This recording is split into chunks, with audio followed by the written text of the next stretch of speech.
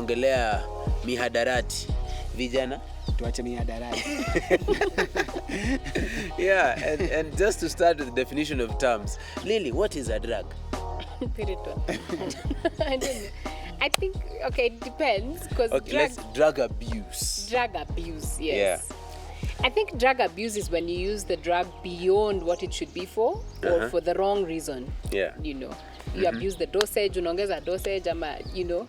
Hey, so that she has spoken like a pharmacist. JT, sasa tuambie tunaongelea leo. The real thing, there are different types of drugs. Yeah. There is the good drugs that heal us from diseases, which can be prone to abuse as well. Yeah. Like I think cough syrup, people are now using it for the wrong reason. Yeah. Then there is opioids. Opioids. Yeah, opioids, which is illegal drugs that people are using now.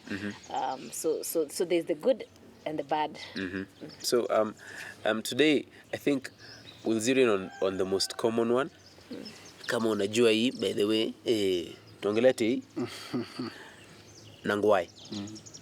What are those? Hezron. Tei ni pombe. Tei ni alcohol. Ngwai ni bangi. Iko na majina mengi sana. Tumeshika. Majina mengi sana. Tumeelewa. So I'll start with Hezron. Wacha nimeanza na wewe kila siku kama Resident but in this topic you will be our resident expert. Lily, when was the first time you had interacted, saw, used drugs? I've never used. Never have I ever. Never have I ever. But I grew up in Kibera. Hey. Yep. Wewe. Sometimes. Saizi unatoa huku nje kumbe. Ni made up, I can share it off in 2 minutes. I grew up in Kibera. So my neighbors used to smoke. Ilikuwa kila mahali. You know, si pombe ilikuwa napikwa hapo kwa jirani. Our next door neighbor was permanently high, as in we all knew. Bangi ilikuwa everywhere. Like the boys used to smoke in groups. Unaona tu wana discuss kitu yenye watu wainui vichwa. Najua what's going on hapo. Hey, okay. I think tungekuja kwako wa mwisho. But let's start with the person I think hajui any of these things. Reverend. You might be surprised. Okay, truthfully, I grew up in a sheltered environment. Yeah. My parents are pastors, so, and my entire family, which is our whole village, is Literally all neighbors are relatives. relatives. and we usually say, you know how they say in Nyanza, if you throw a stone, you'll hit a professor. Kwetu, if you throw a stone, you'll hit a pastor. So there was, I never saw drinking and all this until I actually went to high school. And then I heard about it. But when I went to campus, and again I went to a Christian university, so again very little experience. Then I went for my master's in a public university, and that's the first time I had somebody screaming, "Amelewa!" Daytime. Masters. I was like, so truthfully, mimi ni wale kusoma kitabu. Until now, later when I became a pastor, then I dealt with people that are struggling with alcohol, drugs. So, but when we were children, I mean, we used to see people smoking. Yeah. And I once tried to put like fire kwa gazeti hivi na kuvuta. My auntie akanipata kabla nivute. She told me she was going to tell on me. Yeah, that was the end. The end. You were afraid your mother would kill you. And she would. Hezron. Kwanza JT ametaja kama mtu alikuwa anafanya pia masters. Anakunywa mchana, imenikumbusha movie fulani ilikuwa inaitwa Drunken Master.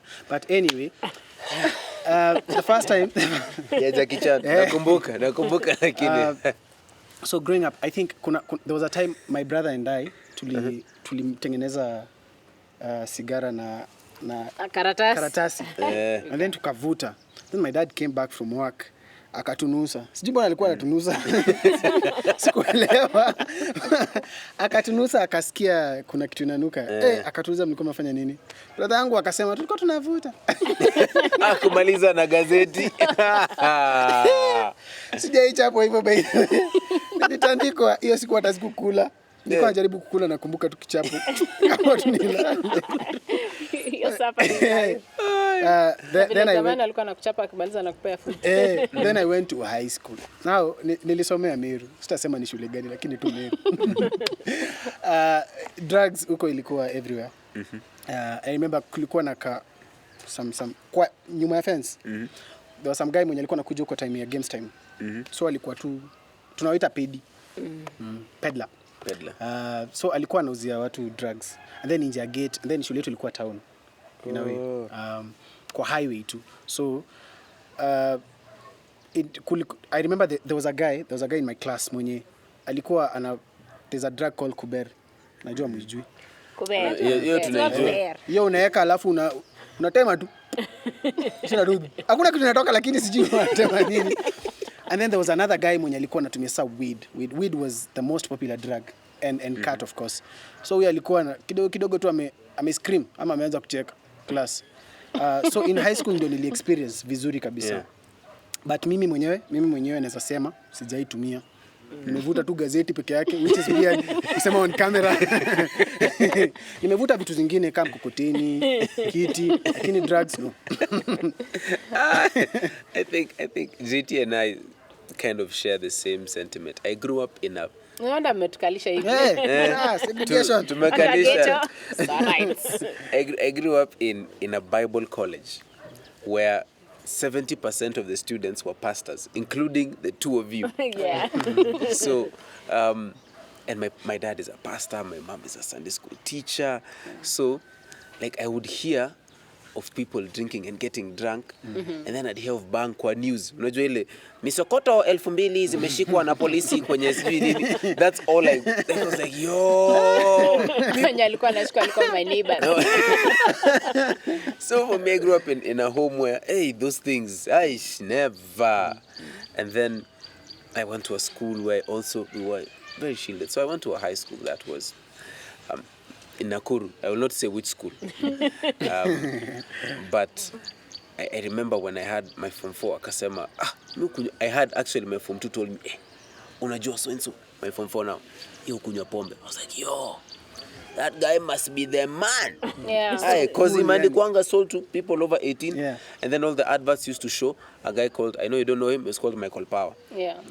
So I know Michael No, Power. I'm talking to them. Yeah. Big guy, so used to know, this guy, ndo ninja. But eventually, pia alichapwanga na msee. So I was like, okay. Because in my mind, I used to know if you take alcohol, you're strong. No, and it's a coolness. I remember like in our school, we had this guy, I'll not mention names. He was the one guy mwenye alikuwa anaweza jibu teacher yani, and then we used to celebrate him. We're like, wow, mwambie. Unajua they were taking him from behind and none of us is going to say anything. We're like, mwambie. Sio naambia tutawezi mchapa. Yes, babangu. Sasa tunamsherehekea. You know when he comes, I'm like, my goodness, it must be, you feel powerful. Yeah. But the reason why he danced at the teachers like that was because he was high half the time. Yeah. And we used to feel he was so cool. He used to walk like akona springs kwa viatu, akitembea tu nje tu. Then I don't know why they do this to their noses. Because you've abused them. No. But that was a cool thing. But if you're confessing about like things we've ever, smoked and stuff, Mimi, I don't know what movie it was. So there were people snorting cocaine. So at a meme, hey, skuflani, duster. Tukatoa bairo, chalk dust. No wonder I have sinuses problem today. Squeeze it kumbe ni choka na hata si kwa mwalimu.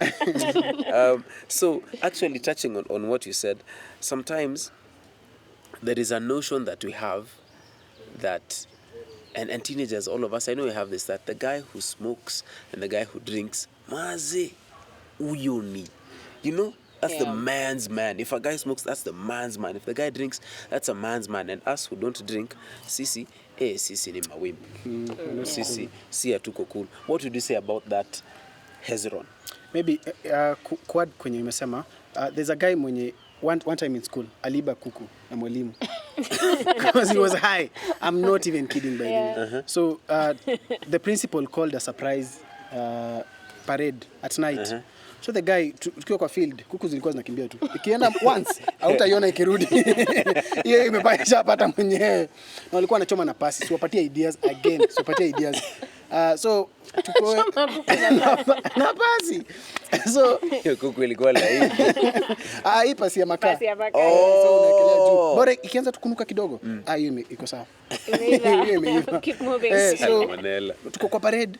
Principal ana address parade. Sio kwa kumbe akunyonga kuku vizuri. So hawa si wenye walikuwa na abuse hizo vitu ndio they used to do weird things. Yeah. And I think at some point I also wanted to be cool. Yeah. Because I was in this clique and I used to play basketball. So most of my teammates walikuwa wanatumia hizi vitu. So mimi ndio nilikuwa you know. And I think at some point kidogo nitumie. But then I remembered I have a father. Who will never Will never. He will never fail. He will beat you. So shout out to you, Dad, if you're watching this. Thank you. But I think you don't have to fit in. Mi upenda kusema, like when God created you, He didn't create you to fit in. He made you to stand out. So there's beauty in standing out from the crowd, you know, Yeah. from being different. Yeah. You don't always have to fit in to a Yeah. particular group. Yeah. I don't think we have factored in the influence of media on just making drugs look so cool. So, yeah. Yeah. I mean, I Michael still Power. say to date, Michael Power would the say best adverts, commercials on TV are for alcohol. They spend. Ushaiona vile pombe inakuanga baridi. Yaani mpaka unaiona kwa screen lakini You unasema can feel hiyo it. kitu ni baridi. Vile inamwagikanga inaingia glass alafu ina I know. swali. Mimi nimemwaga soda miaka yangu yote. Nimepanga tu.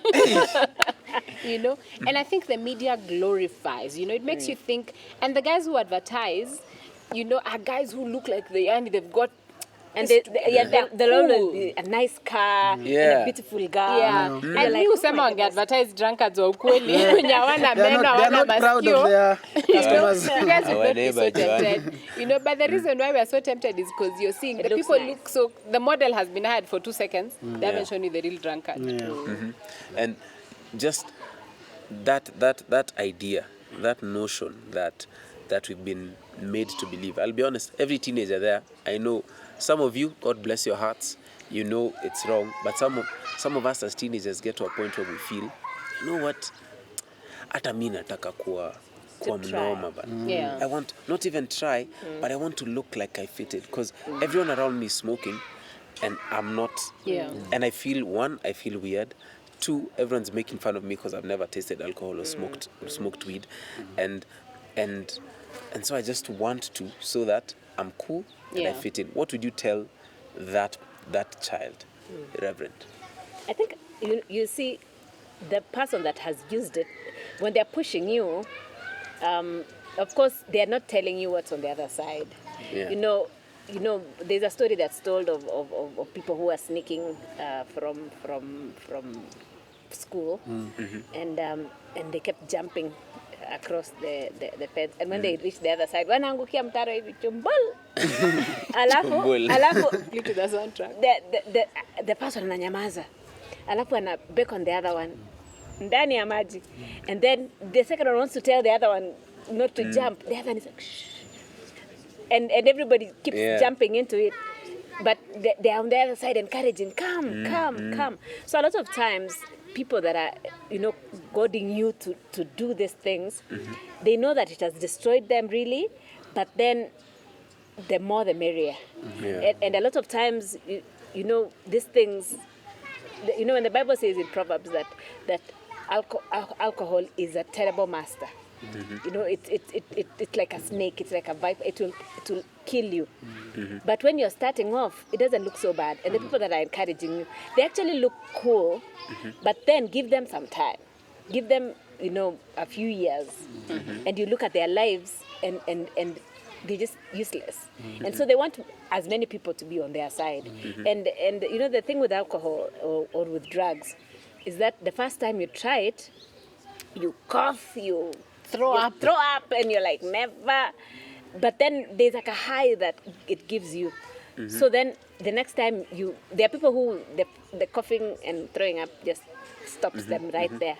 But there are others who then graduate and you keep going from something simple and you keep going and you keep going. And I think nobody ever thinks, I'm going to become an addict. In fact, even addicts don't say they're addicts. When I check out the other drunkard. When I check out the other Such a drunkard. he's such a drunkard, and you don't see it.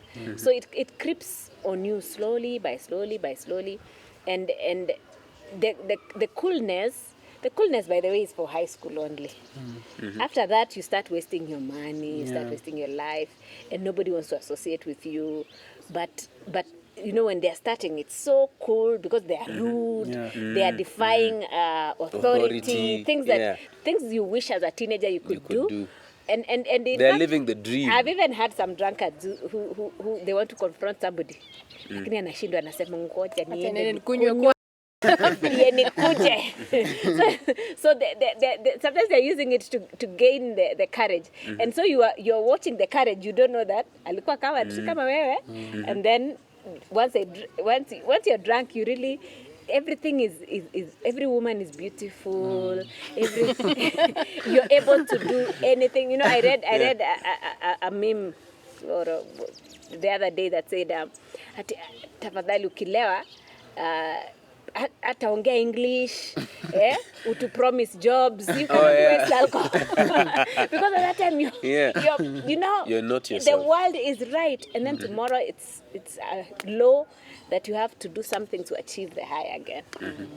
Now, we've spoken to someone who feels like, I'm scared, I don't know what to do, or I want to do it, but I've never done it. Now, I want us to talk shortly to someone who's actually struggling with it, like or has tasted, and now the only crew that they have, the only friends that they have are smoking buddies and drinking buddies, because that's what's happening. Especially right now, when guys have been home for so long and know they're going, and they're still home for like another 5 months. The only guys you've hung out with and you hang out with right now are your drinking buddies and smoking buddies. What would you tell that person who knows it's wrong, but now nitafanya nini? What would you tell that person, Lily? For a minute there. I think sometimes we, like JT was saying, you see the coolness. And now that I've grown up, when I look at things now as a grown up, and you might not have this view, but sometimes it sobers you to look at things beyond today. I see, for me as a grown-up, as I look at other grown-ups who are drunkards, who are high on drugs, you have a dysfunctional family. You've probably lost your family. You've lost your job. You're in debt. Nobody sees that, And sometimes because we don't discuss these things, you will see that person and they're driving a nice car. You don't know how much trouble. And sometimes behind all that drinking and the drugs, there's a lot of emptiness. There's a lot of pain. There's a lot of things that you're masking using the pain.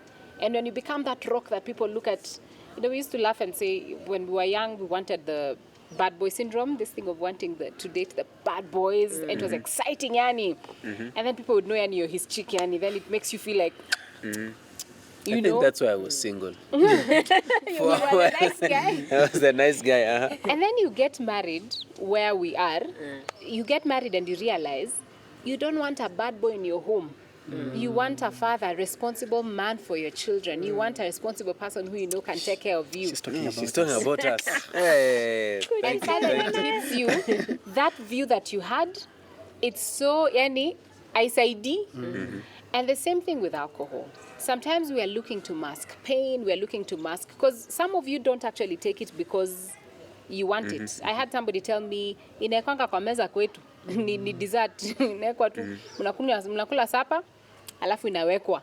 So alikuwa anasema si tunaenda bar kutafuta. And so sometimes it's not your fault that you find yourself in there. But look beyond today. Think about yourself 5 years from now when you're addicted. Think about your life when you finally have children and you want to teach them not to take. Think about your life when you finally gotten sick, you're sick in your lungs because you have smoked something that totally ruined your lungs. I would say, look beyond today. And you ask yourself, if you woke up 10 years from now and you had all these things that have happened because would you be proud of where you're at? You know. And Proverbs 31, we always assume that it speaks to women. Yeah. But the first part, it Is is to Lemuel. Lemuel, the king, and his mother is telling him, it is not the place for kings to do foolish things like those. And I want you to look at yourself as a king, as a queen. It's not my place as who I am to do these things. And it will help you, because I have seen many people, intelligent people, who have ruined their lives because of that. And so it's not my place as a queen to do these things. It's not my place as a king, And it was his mother telling him, Aish, this is beneath you.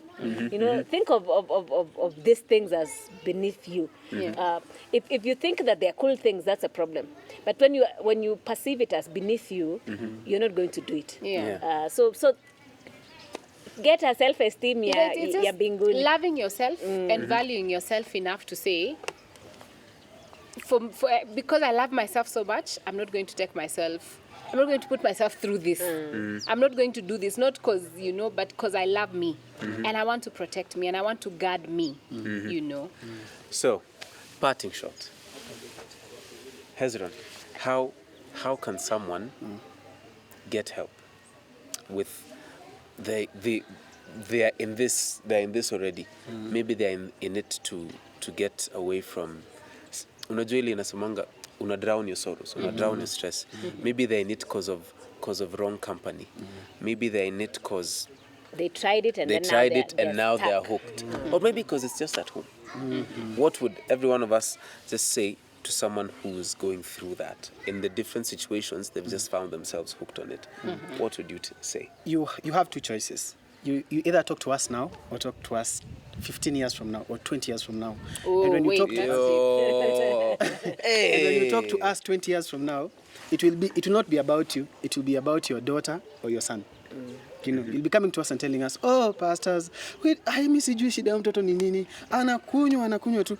And we're like, but you did the same thing. So talk to us now, and talk to a professional. We'll help you from a spiritual perspective, but then also seek professional help. I hate it when I lose people to alcohol. I've lost a couple of friends, and it's not a good thing. So talk to us now. Don't wait till it's too late. Hata mi wacha niseme sahi, because once you two speak, I'll just be like, so thank you. Also, as Hezron said, talk to us now or later, because it's better to nip it in the bud. Kiingereza nilisoma. Because the Bible usually says, let's catch the little foxes before they ruin the vineyard. These are little foxes. They look so harmless right now, but in 10 years, if you're not careful, it will ruin your family, your future. Your whole life will be down the drain, and you'll trace it back to this moment when you started taking it. Because I think every person who comes to us remembers the first drink they had. So come to us now, because it grows. It's those things that in a mare, you know how you have these guys who keep lions. You keep a lion as a pet, and it's like, oh, it's so cute. It's like a dog, but it's a cat. And then it grows, it becomes bigger, and suddenly it's so big, and the lion will finally eat this person who it's grown with. And that's the same thing alcohol is, and all these drugs are. They grow and they're like, it's so cool, it's so, there are so many songs that talk about me right now. But as you grow, it gets to a point where it's the one telling you, it's time to destroy you. It's better to stop it now. And it'll take sacrifice. Are you willing to sacrifice your friends now? Do you sacrifice your future or your friends? It's up to you to decide. And it's a hard decision, and that's why we're here for you. Sometimes you need someone to keep you accountable, to talk with you, to walk with you. We're here with you, and there's so many people. If you're not from Kericho and can't find us, there are people from even where you are who are so willing to walk with you. Even your parents, as scary as they are. JT will say that. As scary as they are. Lily. Before Lily speaks, these same friends will buy you alcohol, but when ikifika ile point unaenda rehab, they will never visit you. Yeah. They won't visit you. Ikifika time ya kukuchangia saa kwenda rehab, hata ikuchangia. Hata uwekwe jela. Hata uwekwe jela Hata wako tu And the, Drunkard. unajua mlevi atakubaia pombe lakini atakubaia soda. hata dawa. Hata dawa. So Lily. I think we all sometimes have pain where we come from. A dysfunctional family, whatever it is that causes you to be where you are today. Because some of you have ended up here not out of your own choice. And normally, I remember dealing with somebody who had anger issues, and we just needed to replace the bad habits, which we were discussing earlier, with good habits. And you know, and for him, he said, what can I do? And the one thing he picked is, I'll go to the gym, because I asked him what constructive thing. I mean, if you have energy, unaenda kuspend wapi? And he decided the gym. And he said, nikikasirika tu naona tu nitachapa mtu. And the gym. And the gym natoka kama nimechoka. You know, what's a constructive habit that you can make to replace the bad habit so that you're not permanently finding yourself there? The second thing, sometimes tunajipeleka. Kweli usemwe. You're struggling with drinking, but you're watching football in a club. And you're willing to sacrifice your soul for company. You know, just to get people to shout, Man U, Chelsea, No, Sorry, not Man U. Arsenal. Man U. Yes, Okay, fine. yes. Harambee Stars. Good answer, good answer, good answer. And you want to get the hype of the guys, but in the process, your soul is the one you're putting at risk. And like we said last week, even when we talk about pornography, it reaches a point where it's not about Hezron anymore. It's about me and what I'm willing to sacrifice to save my own soul, to save my future. Because my future depends on me. And that's not to say God doesn't have a part to play. I'm just saying there are choices God is expecting me to make for my tomorrow. You know, there's no way as a mother I'm going to give my daughter Aria to marry. Hauna meno nusu. Masikio ni kama ilikulwa. You know? Yeah. There's no way you're coming to marry my daughter and even you. So to secure yourself a bright future, not just a wife, a bright future tomorrow. Sometimes you have to be willing to trade. As in watch football kwenu. Yeah, your mother na wewe watch football tu mkisherekea, you will have saved your soul even though you don't have the company to shout with you. And lastly, seek help. Seek help. There is no shame in seeking help. Talk to a pastor. If not any one of us, by the way, we are available even if you're in Nairobi. If you wrote and said, I need to talk to somebody and gave us your number, we would call you. Reach out.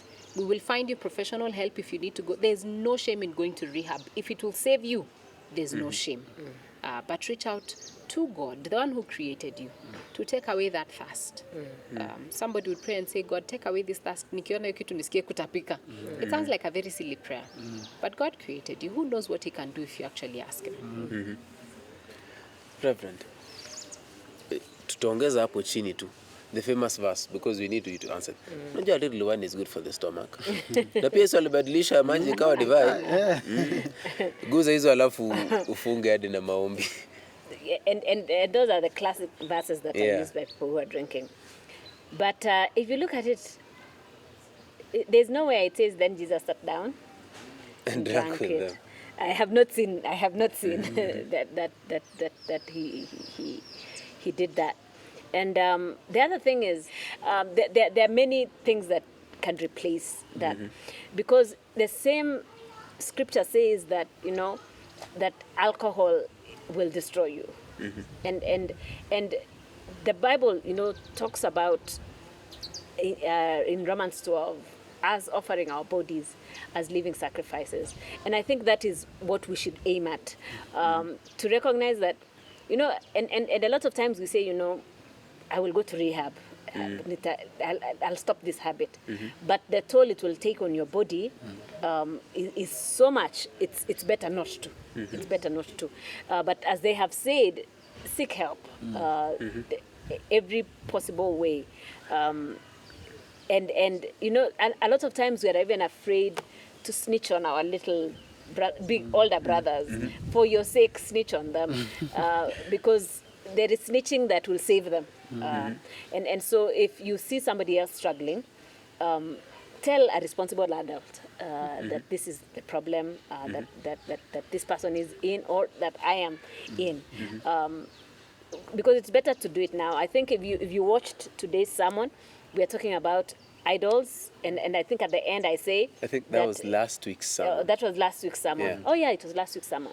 That says that your idols will promise will promise heaven, promise like a god, but pay like the devil. And those are those things. It seems so nice. It seems so interesting, but then the cost on your life is great. So find somebody to help you, and work with somebody. A lot of times, again, you have said it's friends. There are times that you have to make a choice. You have to change some friends. You have to. There are things. The Bible says that if there's something that is stopping you from heaven, if your eye stops you, remove it. Okay, we're not saying go and remove your eye or cut off your hand. It's really cut off these things that are connecting you to these habits. If like you talked about pornography last week, you cannot be having your smartphone.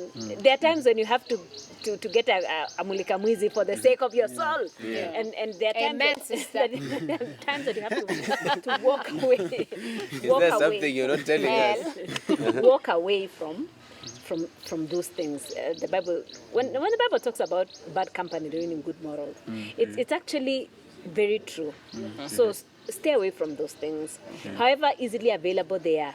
In fact, your faith will grow more in the midst of that adversity. If I can stand when all my friends are doing it, then I'm a Christian. But because, people want to ruin you. When they've ruined their lives, they're like, oh, come on. But if you have found yourself in that, there's hope. It's not the end. A righteous man falls 7 times, and he rises up every time. So it's not the end of your life. Na usihesabu hatujafika 7. You might not be the proverbial cat. Maybe you are the cat that has less than 9 lives. So get up. Get up and make conscious choices to move on. If it's rehab, go to rehab. If it is finding somebody who will water you everywhere until you are irritated, find that person who is checking up on you, who's doing things for you, because it's your soul that we're after, and it's your soul that the devil is after. So you have to decide: does God get my soul, or does the devil get my soul? So you can turn back. So if you've just started, turn before. There are people.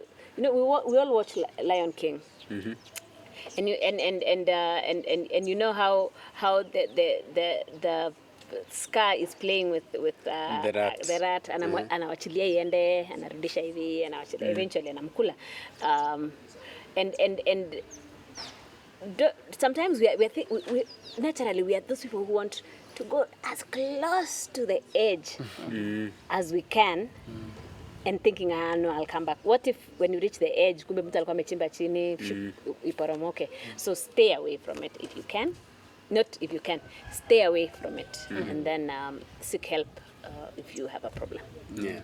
Reverend, tumeongea, wacha Lili aombe basi.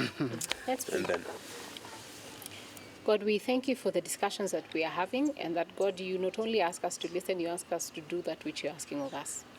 And we thank you for our children that are listening out there.